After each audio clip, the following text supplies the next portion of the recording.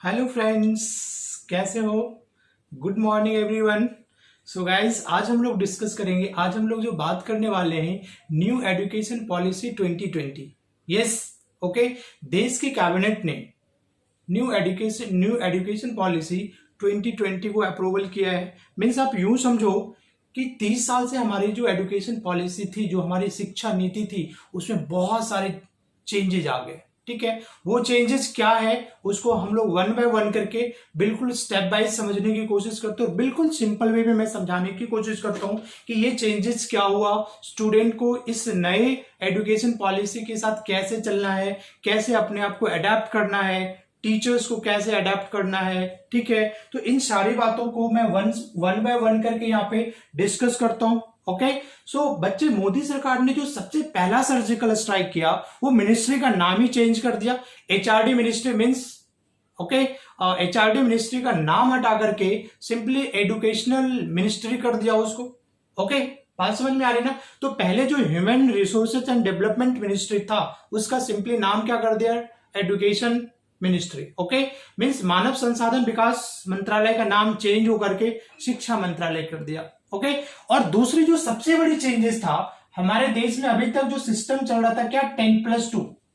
ठीक है, 10+2 education system चल रहा था, हर कोई 10+2। अब ये 10+2 को हटा दिया गया। ब्रेकिंग न्यूज, 10+2 को हटा दिया गया, या आप यूं समझो कि इस 10+2 को मॉडिफाइड और रीस्ट्रक्चर करके उसको बनाया गया क्या, 5+3+3+4।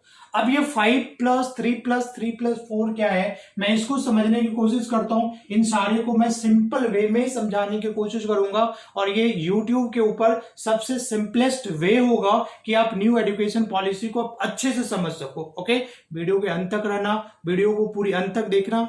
ओके, तो यहां पे बच्चे देखो, यहां पे क्या होता है, 5 क्या होता है, तो देखो 5 जो है, ये जो 5 है, ठीक है ना, इसको बोला गया क्या, फाउंडेशनल स्टेज बोला गया। ठीक है ना, इसको किसमें क्लासिफाई किया गया है, फाउंडेशनल स्टेज। और यहां पे 3 साल से 8 साल के बच्चों को कवर किया गया, 3 to 8 ईयर्स जो एज ग्रुप लिया गया यहाँ पे, 3 to 8 ईयर्स। राइट, तो ये जो 5 ईयर्स है, इसमें जरा देखो, इसमें जो 3 साल है और ये 2 ईयर्स है। ठीक है ना, तो 3 साल में यहाँ पे जो बच्चा हो गया, ये तुम्हारा क्या हो गया, प्री प्राइमरी हो गया, है ना। इसको जो डिवाइड किया गया प्री प्राइमरी एजुकेशन, जिसमें आपका क्या, यूकेजी, एलकेजी, नर्सरी आता है। ठीक है, और ये जो 2 ईयर्स है, इसमें आ गया क्या, क्लास जो है, क्लास 1 एंड क्लास 2 के बच्चे आ गए, क्लास 1 एंड क्लास 2। समझ में बात आ रही है ना? तो ये जो फर्स्ट 5 है ना, 3 साल से बच्चे जनरली पढ़ना स्टार्ट करते हैं, तो 3 to 8 ईयर्स के बच्चा है यहाँ पे, और इसको 3 साल का ये क्या हो गया, प्री प्राइमरी हो गया, और क्लास 1 एंड क्लास 2। बात समझ में आ रही है ना?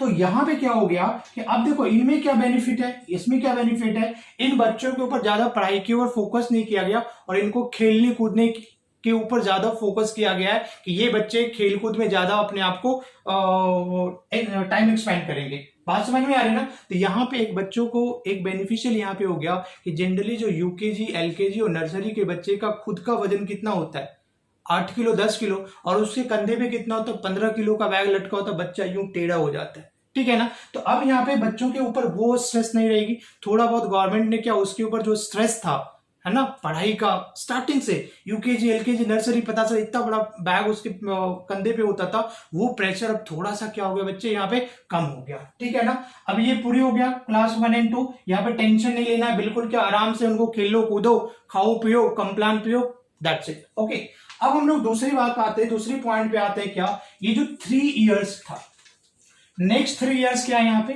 नेक्स्ट ये जो 3 है, व्हाट इज दिस, ये 3। तो अब ये देखो, इस 3 को क्या बोला गया, दिस इज द प्रीपरेटरी स्टेज बोला गया, इसको बोला गया प्रीपरेटरी स्टेज। राइट, प्रीपरेटरी स्टेज, है ना। और इसमें क्या हो गया, इसमें क्लास, ठीक है, इसमें क्लास, ठीक है, 3 to 5, है ना, तीसरी क्लास से लेकर 5वीं क्लास के बच्चों को रखा गया है, 3rd 4th और क्या, 5th क्लास। ठीक है, अब जरा यहां पे देखो, इसका एडवांटेज क्या दिया गवर्नमेंट ने, कि 5वीं क्लास तक के बच्चों को ये फैसिलिटी दिया गया कि आप लोकल भाषा में पढ़ सकते हो, है ना, अपनी मातृभाषा में पढ़ सकते हो। तो यहाँ पे लोकल लैंग्वेज दिया गया, ठीक है ना। या फिर क्या राष्ट्रभाषा जो हिंदी होता है, मतलब यहाँ पे तुम 5वीं तक बंगाली में पढ़ो, मराठी में पढ़ो, तेलुगु में पढ़ो, कन्नड़ में पढ़ो, किसी भी भाषा में किसी भी लैंग्वेज में आप पढ़ सकते हो। अब यहाँ पे जो स्कूल वाले ना, वहां पे इंग्लिश को कंपलसरी नहीं कर सकता, इंग्लिश को आप एक ऑप्शनल सब्जेक्ट के रूप में पढ़ सकते हो। तो इंग्लिश ऐसा नहीं कि लेना ही कंपलसरी या इंग्लिश में ही पढ़ना जरूरी है, आप ऐसा कोई स्कूल वाले नहीं कर सकते। वो बच्चों को इंटरेस्ट के ऊपर होगा कि वो कन्नड़ में पढ़े या फिर बंगाली में पढ़े या फिर मराठी में पढ़े, ऐसा है इस न्यू पॉलिसी में। बात समझ में आ रही ना? तो इंग्लिश यहाँ पे जो फटाफट होता है कि इंग्लिश बहुत ही जरूरी है, यहाँ पे इसको हटाया गया, कंपलसरी नहीं है, एक सब्जेक्ट के तौर पर लेकर के बच्चा इसको क्या पढ़ सकता है। ठीक है, उसके बाद दूसरा नेक्स्ट जो 3 इयर्स आता है अपना, नेक्स्ट जो 3 इयर्स हो गए बच्चे, ठीक है, नेक्स्ट जो 3 इयर्स है, ये नेक्स्ट 3 क्या हो गया बताओ? ये यहाँ पे आ गया, इसको मिडिल स्टेज बोला गया, मिडिल स्टेज, ठीक है, मिडिल स्टेज बोला गया।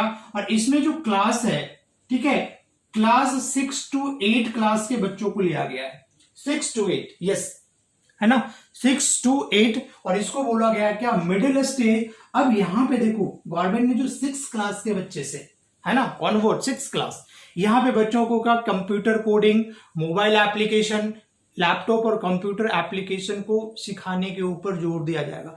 मतलब यहां पे स्टार्ट हो जाता है क्या कि सब्जेक्ट के साथ साथ बच्चों को एक व्यवहारिक, है ना, नॉलेज देने की कोशिश होगी। ठीक है, इन सारे एप्लीकेशन। तो ये जो एजुकेशन सिस्टम मेनली क्या होगा, चाइना के तर्ज में मुझे लगता आधारित है। क्योंकि चाइना में क्या होता है, जैसे मान लो कि बच्चे 7वीं 8वीं 9वीं 10वीं क्लास में पढ़ता है, तो वहां पे बच्चे ऐसे ऐसे छोटे छोटे कंप्यूटर एप्लीकेशंस, गैजेट्स बना लेना या फिर टॉयज बनाना, खिलौने बनाना, तो वो बच्चे अपने पढ़ाई के साथ साथ करते हैं। और वो यहाँ पे जो इंडियन मार्केट में जो खिलौने आता है, जो टॉयज आता है, जो गैजेट्स आते हैं, जो छोटे छोटे हम लोग घड़ी पहनते हैं, वॉच पहनते हैं, दीवार पे जो वॉच होता है, ये सारे वहां पे 8वीं 9वीं 10वीं 11वीं 12वीं के बच्चे बनाते हैं उसको। ठीक है, और वो सारे हमारे इंडिया में हम उसको खरीदते हैं। जो टॉयज तुम खरीद कर खुश हो रहे होते हो, वो चाइना में वहां पे 8वीं 9वीं 10वीं के बच्चे बनाते हैं। ठीक है, और हमारे इंडिया में जो 8वीं 9वीं 10वीं के बच्चे वो सिर्फ कम्प्लान पी रहे होते हैं, और वो अभी तक कहते हैं सर हम तो अभी तक बच्चे हैं, सर अभी तो हम बच्चे हैं। और वहां पे चाइना में वही बच्चे बहुत सारे तो पढ़ाई के साथ साथ लाखों लाखों कमा लेते हो तब तक। बट हमारे यहाँ ये सिस्टम नहीं है। वो 8वीं 9वीं 10वीं में ये समझ कर बैठा है कि हम तो अभी बच्चे हैं, तो बच्चे अब थोड़ा बड़ा होना सीख जाओ। अब क्या माइंड सेट चेंज होने वाला है, यहाँ पे आपको ये सारी चीजें सिखाई जाएगी।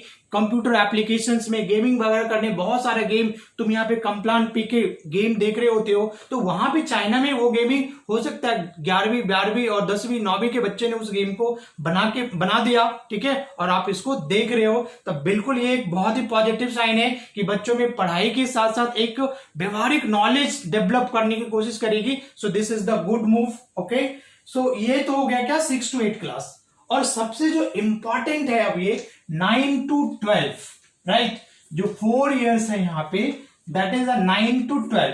ठीक है, तो ये 9 to 12 देखो, अब ये जो नेक्स्ट मेरा है ये 4, ये जो नेक्स्ट 4 है ना, वो क्या 9 to 12 है ना, 9th 10th 11th and 12th है ना, 9वीं क्लास से लेकर के 12वीं क्लास तक का ये हो गया यहाँ पे फोर्स। अब यहाँ पे देखो, यहाँ पे मेजर चेंजेस आए, है ना, क्योंकि यहां से बच्चा का क्या फ्यूचर बनना स्टार्ट हो जाता है कि लाइफ में वो क्या करेगा। तो सबसे जो मेजर चेंजेस, सबसे जो इंपॉर्टेंट है वो 9 to 12 में है। ठीक है, अब जरा 9 to 12 को इसको क्या बोला गया, इसको बोला गया सेकेंडरी स्टेज, राइट। तो पहले भी क्या होता था, हायर सेकेंडरी एजुकेशन वगैरह स्टार्ट होता था ना, सो दिस इज सेकेंडरी स्टेज। अब इसमें क्या हो गया बच्चे कि यहाँ पे डेप्थ नॉलेज के ऊपर फोकस किया गया, है ना, डेप्थ नॉलेज को फोकस किया गया। मतलब सब्जेक्ट को अब क्या रट्टे मारने से काम नहीं चलेगा। यू हैव टू अंडरस्टैंड क्या द कॉन्सेप्ट, है ना, कॉन्सेप्ट क्लियर होगा, कॉन्सेप्ट क्लियर करना बहुत जरूरी है। रट्टे मारने से काम नहीं चलेगा। और यहाँ पे टीचर्स के लिए भी एक चैलेंजिंग होगा, ठीक है, कि वो बच्चों को रटने के लिए क्या इंस्पायर्ड ना करे कि बेटा कुछ नहीं रट्टे मार लो। अब उसको क्या फैक्ट्स को समझाने की कोशिश करना पड़ेगा। बात समझ में आ रही है ना। तो डेप्थ नॉलेज यहाँ पे हो गया। ओके, उसके बाद यहाँ पे जो बोर्ड का जो एग्जाम्स होगा, है ना, तो बोर्ड का एग्जाम्स में, है ना, जो क्वेश्चंस आएगा वो एप्लीकेशन बेस्ड आने वाला है। ठीक है ना। मतलब आप जो पहले रट्टे मार कर जाते हो, ठीक है ना, और पेपर लिख करके आ जाते हो, अब ऐसा नहीं होने वाला है कि जो भी क्वेश्चन आएगा वो एप्लीकेशन बेस्ड है, और आप उसको तभी बना पाओगे जब सब्जेक्ट को अच्छे से समझे हो, उस टॉपिक को प्रॉपर से समझ के, रट्टे मार के नहीं, उसको समझ के बैठे हो, तभी वो क्वेश्चन सॉल्व होने वाला है। ठीक है। अब बच्चे देखो यहाँ पे जो मेजर चेंज है कि सेकेंडरी स्टेज में डेप्थ नॉलेज देने की बात करिए, मतलब क्या हो सकता है गवर्नमेंट यहाँ पे प्रैक्टिकल नॉलेज की बात कर रहा हो, ठीक है ना। जैसे केमिस्ट्री पढ़ रहे हो, राइट, केमिस्ट्री, तो केमिस्ट्री नहीं होकर वो अप्लाइड केमिस्ट्री हो जाए, फिजिक्स है अप्लाइड फिजिक्स हो। जैसे अभी तुम बाहर के देशों में जाओगे, है ना, लंदन, ब्रिटेन, अमेरिका, ऑस्ट्रेलिया, यहाँ पे तो वहां पे जैसे केमिस्ट्री होता है ना, यहाँ पे इंडिया में केमिस्ट्री होता है, तो ऑस्ट्रेलिया में या पे यूएस में वहां पे क्या होता है, बाहर के देशों में वो अप्लाइड केमिस्ट्री हो जाता है। ठीक है। हमारे यहाँ क्या फिजिक्स होता है, वो बच्चे क्या पढ़ते हैं, अप्लाइड फिजिक्स पढ़ते हैं। बात समझ में आ रही ना। तो अप्लाइड फिजिक्स और अप्लाइड केमिस्ट्री क्या हो गया ना, वो जैसे प्रैक्टिकल बेस्ड होता है। जैसे इंडिया में क्या होता है ना, यहाँ पे पढ़ाया जाता है कि CH3CH2Cl, ठीक है ना, एक्वस KOH के साथ रिएक्शन किया और बन गया क्या, CH3CH2OH बन गया, अल्कोहल बन गया। तो यहाँ पे ये रिएक्शंस बच्चों को थ्योरेटिकल पढ़वाया जाता है, थ्योरेटिकल रटवाया जाता है, बट यही बाहर के देशों में बच्चों को क्या, ये प्रैक्टिकल करके दिखाया जाता है कि ये this is the ethyl chloride, this is the aqueous KOH, और दोनों को बिल्कुल प्रैक्टिकल करके दिखाया जाता है, ये प्रोडक्ट बनता है। तो यहाँ पे बच्चों को लर्न करने की जरूरत नहीं पड़ती, रट्टाफिकेशन करने की जरूरत नहीं पड़ती, उसके इजिली दिमाग में सेट हो जाता है। तो ये प्रैक्टिकल नॉलेज है। बट इंडिया के यहाँ पे क्या होता है, अभी तक बच्चे उसको रट्टे मार रहे हैं, ठीक है ना। वो उसको इथाइल क्लोराइड क्या कभी देखा ही नहीं, इथाइल अल्कोहल क्या होता है देखा ही नहीं कभी, एक्वस KOH क्या होता है कभी देखा ही नहीं। बस एक होता ना अंधेरे में तीर चलाना, वैसे अंधेरे में तीर चलाना, रट्टे मार रट्टा मार, गाना भी आता है रट्टा मार रट्टा मार, और बहुत सारे लोग कहते भी है कि रट्टाफिकेशन इज द बेस्ट प्रिपरेशन। अब ये सारी कॉन्सेप्ट चेंज होने वाला है। बात समझ में आ रही। अब आगे जो सबसे जो मेजर सेक्शंस यहाँ पे है, मैं उसकी बात कर रहा हूं, ठीक है ना। अब जरा देखो, जो एग्जाम्स है ना बच्चे यहाँ पे, वो सेमेस्टर वाइज होगा। स्कूल का जो पेपर होगा 9 to 12 वो सेमेस्टर वाइज होगा, और 6 मंथ, है ना, 6 मंथ में क्या हो जाएगा, एक सेमेस्टर होगा। मतलब क्या हो गया बताओ, कि साल में, कि 1 ईयर में, ठीक है ना, 2 एग्जाम्स होंगे, है ना, हर 6 मंथ में। अब देखो ये सबसे बड़ा बेनिफिट किसको होगा, जो बच्चे स्कूल जाते हैं, जो स्कूल गोइंग बच्चे, जो CBSE में पढ़ते हैं, प्राइवेट स्कूल में पढ़ते हैं, और जो बच्चे स्कूल गोइंग होते हैं, स्कूल वाला तो यार उसको निचोड़ लेता है ना, हर 1 महीने के बाद यूनिट टेस्ट। ठीक है। अब जैसे मान लो कि बच्चा 1 यूनिट टेस्ट दिया, ठीक है ना, 1 यूनिट टेस्ट दिया और थोड़ा सा रिलैक्स नहीं हुआ, फिर दूसरा यूनिट टेस्ट आ गया, ठीक है। तो पूरी साल बच्चे यूनिट टेस्ट दे देकर क्या हो जाता, थक जाता है, ठीक है। तो अगर सेम बच्चा जो 11th है और स्कूल गोइंग है, वो बच्चे कंपटीशन की तैयारी करना चाहे, तो उसको उतना टाइम नहीं मिल पाता, कि है ना, कि स्कूल के 6 घंटे को मैनेज करे, फिर इंस्टीट्यूट के 6 घंटे को मैनेज करे, ठीक है ना। बच्चा क्या हुआ, सुबह स्कूल गया, 2-3 बजे तक घर आया, ठीक है, और 2 बजे घर आने के बाद फिर भाग करके क्या खाया पिया नहीं, आई डोंट नो, भाग के इंस्टीट्यूट जाना या घर पे होम ट्यूशन पढ़ना, इतनी सारी हैक्टिक, है ना। उससे क्या होता था, बच्चा फिर प्रेशर में आ गया, एंग्जाइटी आ गया, सब्जेक्ट से इंटरेस्ट खत्म हो जाना, ये सब इतने सारे प्रेशर था बच्चों के ऊपर, ठीक है। और यूटीस एक अलग परेशान होता था, हर 1 महीने में यूनिट टेस्ट, बच्चा एक का तैयारी करे तब तक दूसरा यूनिट टेस्ट आ गया। इस तरीके से बच्चों का मार्क्स इफेक्टेड होता है, और बच्चों का जब मार्क्स इफेक्टेड होता है तो लिटिल बिट पेरेंट्स भी परेशान होते हैं कि मेरा बच्चा पढ़ाई नहीं कर रहा। वो ये नहीं देख रहे कि हमारे बच्चों के ऊपर कितना प्रेशर है, ठीक है। वो ये देख रहे बेटा तुम्हारे यूटी में यूनिट टेस्ट में नंबर कम आ रहे हैं, ठीक है ना। अब ऐसे यहां पे क्या हो गया, उन बच्चों को राहत हो जाएगी कि 6 महीने में सिर्फ एक एग्जाम होगा। उससे आप क्या करोगे कि आपको सब्जेक्ट को जो एक डेप्थ से समझने की जो समझनी है डेप्थ में किसी सब्जेक्ट को, वो बड़े आसान हो जाएगा। सब्जेक्ट को अच्छे से पढ़ सकते हो, समझ सकते हो, क्योंकि सिर्फ 6 महीने में एक ही एग्जाम होना है। अब अगर कॉम्पिटिटिव तैयारी कर रहे हो तो आप स्कूल को भी मैनेज कर लोगे और कॉम्पिटिटिव को भी मैनेज कर लोगे, मतलब सब्जेक्ट के अंदर घुस के जाके क्या कर सकते हो, पढ़ सकते हो। तो ये बहुत बड़ा राहत है। जो बच्चे स्कूल जाते हैं उनके ऊपर से थोड़ा सा जो एक एग्जाम का जो प्रेशर होता था एग्जाम्स का, वो खत्म किया गया यहाँ पे। ओके, सो ऐसे बच्चों के लिए कॉन्ग्रेचुलेशन, बल्ले बल्ले, उनके लिए तो बहुत मजा आ जाएगा यहाँ पे कि अब तो टेंशन फिर यार कि अब यूटीज नहीं आएंगे, 6 महीने में बस एक ही एग्जाम होना, साल में 2 एग्जाम होना। बट अब देखो यहाँ पे इसका जो रिजल्ट होगा ना, इसका जो रिजल्ट है ना, फाइनल रिजल्ट जो तुम्हारी स्कूल का आएगा, ठीक है, वो दोनों सेमेस्टर को ऐड करके आएगा। ऐसा नहीं सोचना कि एक ही सेमेस्टर का आएगा, जो हर 6 मंथ पे हो रहा है ना, तो दोनों सेमेस्टर में जो आपने मार्क्स लेके आया है उसको जोड़ करके फाइनल रिजल्ट बनाया जाएगा। ठीक है, पहले क्या होता था, यूटीज में जो यूनिट टेस्ट का मार्क्स होता था शायद जुड़ता नहीं था फाइनल पेपर में, तो कुछ बच्चे क्या हो गया, पूरे 1 साल तक मस्ती किए और फिर लास्ट टाइम पे अच्छे से पढ़ लिया थोड़ा सा तो मार्क्स आ गया। ठीक है, अब काम नहीं चलेगा, अब आपको क्या करना है, पूरे साल पढ़ना है। ठीक है ना, कि मान लो कि अगर पहला सेमेस्टर 6 मंथ में है, फिर दूसरा 6 मंथ में है, तो ये सेमेस्टर अगर खराब हो गया और ये सेमेस्टर थोड़ा अच्छा हो गया तो ओवरऑल जो तुम्हारा मार्क्स है ना वो ड्रॉप हो जाएगा। तो गवर्नमेंट अब जो यहाँ पे जो न्यू एजुकेशन पॉलिसी है, यहाँ पे आपको इंसिस्ट करेगा कि आपको थ्रू आउट द ईयर पढ़ना पड़ेगा।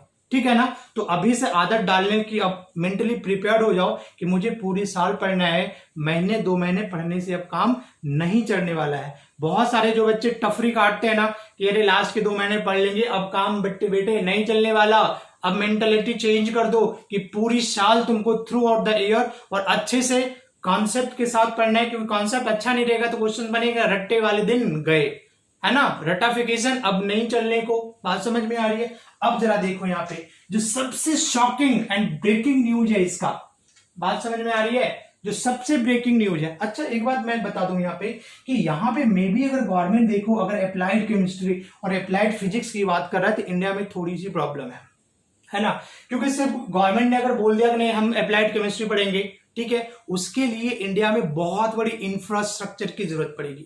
तो हमारे इंडिया में फिलहाल तो मुझे नहीं दिख रहा, ठीक है, क्योंकि इसके लिए गवर्नमेंट को बहुत बड़ा इंफ्रास्ट्रक्चर डेवलप करना पड़ेगा। बाहर के देशों में है, ठीक है यार, तो वहां पे पॉपुलेशन कम है और जो इंफ्रास्ट्रक्चर है वो इंडिया से बहुत ज्यादा है। ठीक है, तो वहां पे ये पॉसिबल हो गया कि बच्चे बिल्कुल प्रैक्टिकल करके देख सकते हैं। हमारे यहाँ जो सबसे बड़ा प्रॉब्लम है क्या, पॉपुलेशन, हमारे यहाँ पॉपुलेशन है, पढ़ने वाले बहुत सारे बच्चे हैं, तो उसके लिए बहुत बड़ा क्या चाहिए, इंफ्रास्ट्रक्चर चाहिए। ठीक है ना, ताकि बच्चे को वो जो प्रैक्टिकल की जो फैसिलिटी है ना, बच्चों को प्रैक्टिकली पढ़ाया जाए, वो इंफ्रास्ट्रक्चर डेवलप करना पड़ेगा।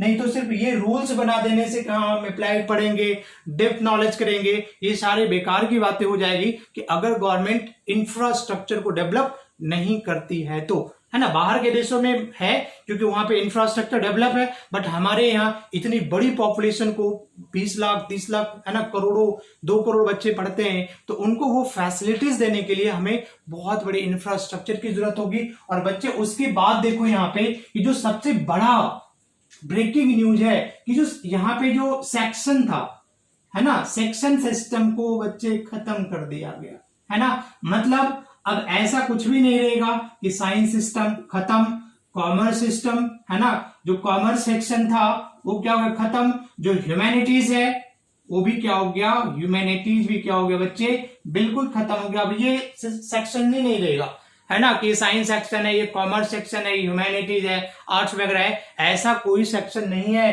अब बच्चा बिल्कुल प्रेशराइज नहीं है कि तुम फिजिक्स ही पढ़ो, केमिस्ट्री पढ़ो, मैथ्स ही पढ़ो, साइंस ही पढ़ो, ऐसा कुछ भी नहीं है। अब देखो साइंस का बच्चा कॉमर्स पढ़ सकता है, इसका मतलब क्या बेनिफिट समझ रहे हो, कि साइंस का बच्चा देखो यहाँ पे कॉमर्स पढ़ सकता है, कॉमर्स का बच्चा आर्ट्स पढ़ सकता है, मतलब कोई भी पढ़ सकता है। मतलब तुम फिजिक्स पढ़ रहे हो ना, फिजिक्स के साथ तुम हिस्ट्री भी पढ़ सकते हो, मैथ्स के साथ तुम सिविक्स पढ़ सकते हो, ठीक है, बायो के साथ तुम बिजनेस स्टडीज पढ़ सकते हो, ठीक है, मैथ्स के साथ इकोनॉमिक्स पढ़ सकते हो।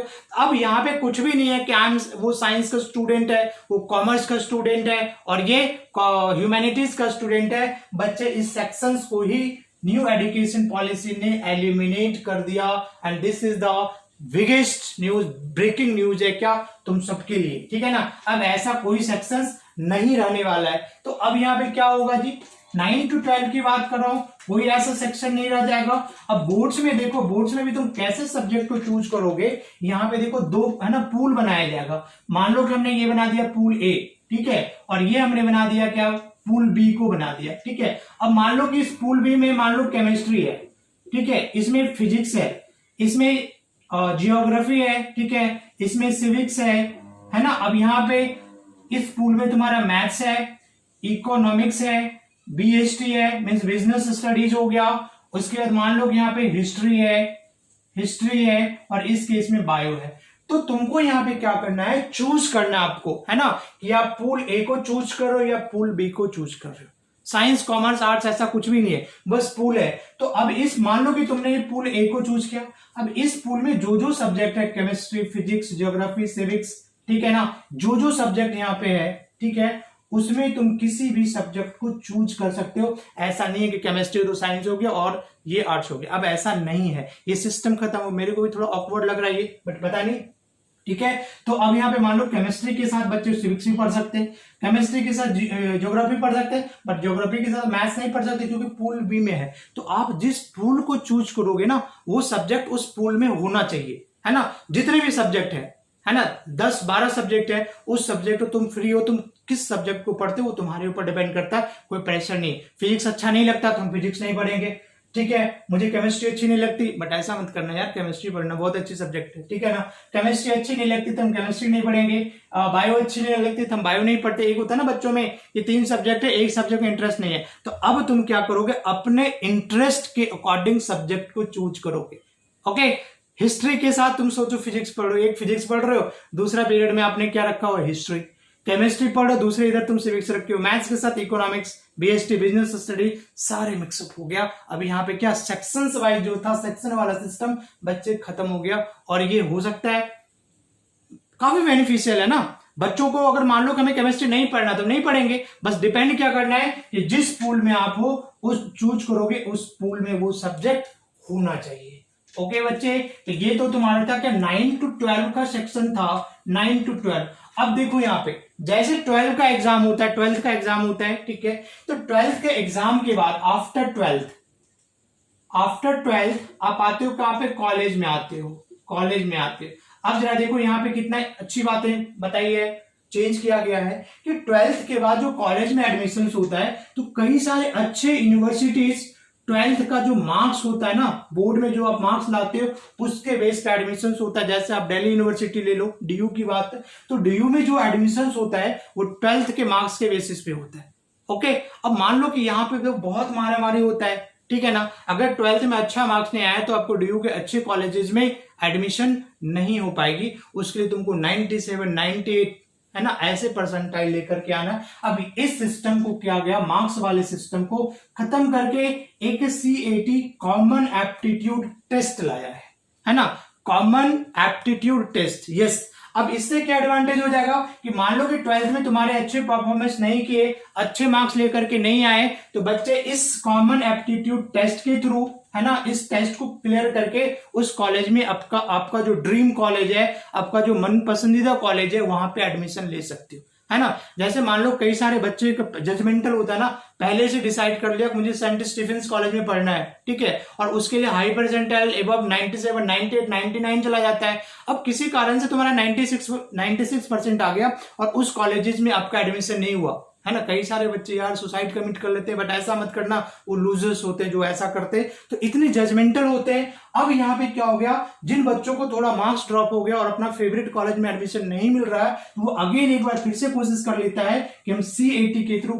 कैट के थ्रू, कॉमन एप्टीट्यूड टेस्ट के थ्रू उस कॉलेज में एडमिशन ले जाए। This is the biggest news. और ये क्या एक अच्छी न्यूज है कि मार्क्स को यहाँ पे प्रायोरिटी नहीं दे करके एक कॉमन एप्टीट्यूड टेस्ट लाया गया। बात समझ में आ रही है? ओके, अब देखो बच्चे, कॉलेज में क्या होता है ना, कॉलेज का जो स्टडी होती है इवन 4 इयर्स का होता है, ठीक है, बीटेक वगैरह 4 इयर्स होता है। तो यहाँ पे जो कॉलेज का है कि मान लो कि फर्स्ट ईयर हो गया, यहाँ पे क्या हो गया, सेकेंड ईयर हो गया, फिर आप क्या लेते हो, थर्ड ईयर होता है। ये कॉलेज का क्या क्या बेनिफिट्स है, और ये यहाँ पे देखो 4th ईयर है। तो मान लो कि फर्स्ट ईयर में तुम्हारी एडमिशन हो गई, ठीक है, 1 साल हमने पढ़ाई कंप्लीट की, और किसी कारणवश अनफॉर्चुनेटली आगे का पढ़ाई तुम अगर नहीं कर पाते हो बच्चे, तो वहां पे अभी का जो सिस्टम है एजुकेशन पॉलिसी में क्या था कि अगर तुमने 1 साल पढ़ के कॉलेज छोड़ दिया तो कॉलेज से तुमको कोई डिग्री नहीं मिलेगी और तुम रिमेन्स क्या कहलाओगे, 12th पास ही कहलाओगे। ऐसा कोई नहीं बोलेगा कि तुम कॉलेज गए हो, ठीक है। बट इस न्यू एजुकेशन पॉलिसी क्या है कि जैसे अगर 1 ईयर के बाद तुमने कॉलेज छोड़ दिया तो वहां पे कॉलेज वाले या गवर्नमेंट क्या करेगी, एक है ना सर्टिफिकेट इशू करेगा कि आपने कॉलेज किया है और अपने 1 ईयर कॉलेज किया, यहां पे भी आपको सर्टिफिकेट मिलेगी, ठीक है। अगर तुमने सेकेंड ईयर के बाद छोड़ दिया तो वहां पे डिप्लोमा मिलेगा, डिप्लोमा का सर्टिफिकेट देगी गवर्नमेंट। और थर्ड ईयर करने के बाद क्या देगी गवर्नमेंट, बैचलर जो अभी तक देती आ रही है, बैचलर का डिग्री मिलेगा। और 4th ईयर करवाने के बाद भाई जो भी है बीटेक जो भी है, मैकेनिकल इलेक्ट्रिकल तो वो तो देगी ही। तो यहाँ पे जो आपको डिग्री मिलता है बैचलर डिग्री, ठीक है, विद रिसर्च, है ना, ऐसा कुछ सर्टिफिकेट मिलेगा। समझ में आ रहा है? तो ये काफी बेनिफिशियल है। ये तो बहुत अच्छी बात है कि अगर हम सेकेंड ईयर के बाद भी अगर कॉलेज अगर छोड़ दिया हमने तो मुझे डिग्री डिप्लोमा का सर्टिफिकेट मिलेगा। 3 साल के बाद यहाँ पे बैचलर्स मिल, मान लो बीटेक कर रहे हो, ठीक है, 3 साल करने के बाद छोड़ दिया तो अगेन वहां पे डिग्री मिलेगा। और अभी इस सिस्टम में क्या है कि अगर तुमने 3 साल के बाद इंजीनियरिंग करना छोड़ दिया तो वहां पे कोई डिग्री विग्री नहीं मिलने वाला, यू जस्ट रिमेन्स का 12th पास, ठीक है। सो this is the good move, ये बहुत अच्छी मूव है,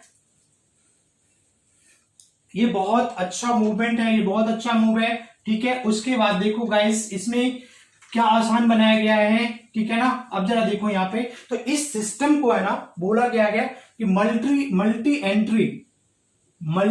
एंट्री बोला गया है, ठीक है, और मल्टी एग्जिस्ट इसको बोला गया है ना। इसका मतलब क्या हो गया कि आप कभी भी कॉलेज छोड़ सकते हो, है ना। 2 साल पढ़ लिया, मेरा मन नहीं किया पढ़ने को, छोड़ दिया college, that is a multi exist, और मुझे सर्टिफिकेट भी मिल जाएगा। मल्टी एंट्री का मतलब क्या हो जाएगा, कभी भी तुम उस कॉलेज में एडमिशन करवा सकते हो, है ना। फर्स्ट ईयर के बाद जैसे मेरे पास सर्टिफिकेट है तो हम बाद में क्या कर सकते हैं बताओ, सेकंड ईयर में ज्वाइन कर सकते हैं। That is the multi entry का मतलब जब मर्जी कॉलेज ज्वाइन कर लो, जब मर्जी कॉलेज छोड़ दो। तो ये जो सिस्टम है, ये जो व्यवस्था किया गया है, ये थोड़ा सा स्टूडेंट के लिए क्या बहुत ईजी है कि मान लो 1 साल के बाद उसे कुछ प्रॉब्लम्स हो गई, पढ़ाई नहीं कर पाया, सर्टिफिकेट ले लिया, और जैसे उसके लिए फेवरेबल कंडीशंस आए वो फिर से क्या करेगा, कॉलेज ज्वाइन कर सकता है जहां से छोड़ा था। सबसे बड़ी बात है जहां से आपने छोड़ा वहीं से कंटिन्यू करोगे। बट इस एजुकेशन पॉलिसी में क्या है कि अगर तुमने पढ़ाई छोड़ दिया और 2 साल के बाद अगर तुम फिर से पढ़ना चाहते हो तो आपको फिर से स्टार्ट करना पड़ेगा। मतलब क्या, फर्स्ट ईयर में एडमिशन लेना पड़ेगा। लेकिन इस न्यू एजुकेशन पॉलिसी में बच्चे, अगर आपने पहला फर्स्ट ईयर आपका छूट गया, ठीक है, 2 साल के बाद अगर तुम्हें फिर से पढ़ना है तो फर्स्ट ईयर करने की जरूरत नहीं होगी, क्योंकि तुम्हारे पास फर्स्ट ईयर का सर्टिफिकेट है ना।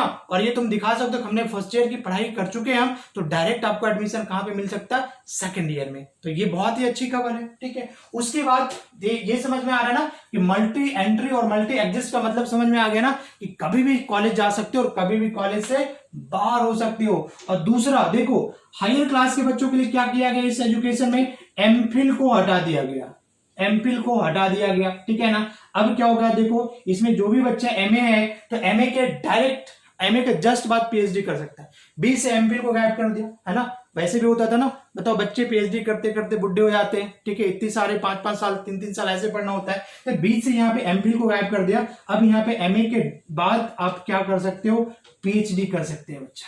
समझ में आ रहा है? तो अच्छी बात है, थोड़ा सा प्रेशर क्या हो गया यहाँ पे, कम हो गया। और सबसे बड़ी बात जो यहाँ पे गवर्नमेंट करी है ना, वो इंस्टीट्यूशन का, है ना, जो फीस होता है वो एक फिक्स फीस को, उस फी को गवर्नमेंट फिक्स करने वाली है। और एक बार जब फी, सारे क्लासेस का फी कितना हो जाए फिक्स करने के बाद, उससे ज्यादा पैसे कोई भी इंस्टीट्यूट बच्चों से या पेरेंट्स से रिकवर नहीं कर सकते। This is the good news for all of you, okay. मतलब अभी तो कुछ ऐसा हुआ नहीं है, बट इस पॉलिसी में ऐसा है कि गवर्नमेंट क्या करेगी, एक रूल से लेकर के आएगी, एक फी स्ट्रक्चर से लेके आएगी सारे क्लासेस के लिए कि किसका कितनी फी होनी चाहिए। और जो स्कूल होंगे, जो इंस्टीट्यूशंस होंगे, जो इंस्टीट्यूट होंगे, उसी के अकॉर्डिंग अपने फीस को क्या वो बच्चों से या पेरेंट्स से लेंगे। बात समझ में आ रही है ना, ये तो अच्छी बात है। उसके बाद आफ्टर 2040 तक, ओके, 2040 तक, 2040 तक, 2000 अभी 20 चल रहा है ना, 2040 तक जिसने हायर एजुकेशन इंस्टीट्यूशन है इंडिया में, उसको मल्टी डिसिप्लिनरी बनाया जाएगा। तो मल्टी डिसिप्लिनरी का मतलब क्या होगा बच्चे, कि एक यूनिवर्सिटीज की, एक कॉलेजेस की जो स्पेसिफिसिटी होती है ना, खासियत, वो खत्म होने वाला है। मतलब समझ रहा है? इसका मतलब क्या हो गया कि सारे यूनिवर्सिटीज में सारे सब्जेक्ट को पढ़ाया जाएगा, है ना। जैसे अभी मान लो कि कहते हो कि I am MSc chemistry from IIT Delhi, I am MSc physics from IIT Delhi, ठीक है। बट आर्ट्स वाले बच्चे, इस टाइम पे आर्ट्स वाले बच्चे ऐसा नहीं कहता है कि I am MA history from IIT Delhi, ठीक है, I am MA history from IIT Bombay, ऐसा नहीं बोलता, लेकिन 2040 तक सारे भाई आईआईटी में भी हिस्ट्री पढ़ाया जाएगा, ज्योग्राफी पढ़ाया जाएगा, सिविक्स पढ़ाया जाएगा, मतलब सारे सब्जेक्ट की पढ़ाई सारे यूनिवर्सिटीज में होगा। अब आईआईटी वाले सिर्फ इंजीनियरिंग की पढ़ाई नहीं करेंगे, बीटेक की पढ़ाई नहीं करवाएंगे, वो हिस्ट्री भी पढ़ाएंगे, ज्योग्राफी भी पढ़ाएंगे, सिविक्स भी पढ़ाएंगे। तब आर्ट्स वाले जो बच्चे वो भी कह सकते हैं yes I am MA from IIT Delhi, I am MA in civics from IIT Bombay, IIT Kharagpur and all. कितना अच्छा लगेगा सुन के कि एमए हिस्ट्री से एमए किया कहां से, आईआईटी दिल्ली से, एमए किया है किससे, सिविक्स से, आईआईटी खड़गपुर से। तो पता नहीं है, अच्छा लगेगा सुन करके, ठीक है ना। तो अब ऐसा नहीं, इस सिस्टम की तहत इस न्यू एजुकेशन पॉलिसीज में 2040 तक सारे कॉलेजेस, सारे यूनिवर्सिटीज को सारे सब्जेक्ट पढ़ाने पड़ेंगे, और एक कॉलेजेस में है ना, एटलीस्ट एक इंस्टीट्यूशन में कम से कम 3000 से ज्यादा बच्चों को लाने की कोशिश होगा, मतलब पढ़ाने की व्यवस्था होगी, ठीक है। सो गाइस, ये था अपना क्या, न्यू एजुकेशन पॉलिसीज 2020। तो इसको अच्छे से देख लिया, समझो कि ये तुम्हारे लिए कितने बेनिफिशियल है, ठीक है ना। कुछ चीजें तो बहुत अच्छी है इसमें, ठीक है। अब ये कितना वर्क करता है, ठीक है, ये टाइम टू टाइम आने पे पता चलेगा कितना ज्यादा इफेक्टिव होता है। बहुत सारी चीजें अभी और निकल के आने वाली है। सो थैंक्स फॉर वॉचिंग, और इस वीडियो को ज्यादा से ज्यादा स्टूडेंट के पास शेयर करो ताकि उनके पास ये अपडेट पहुंच सके। Thank you very much.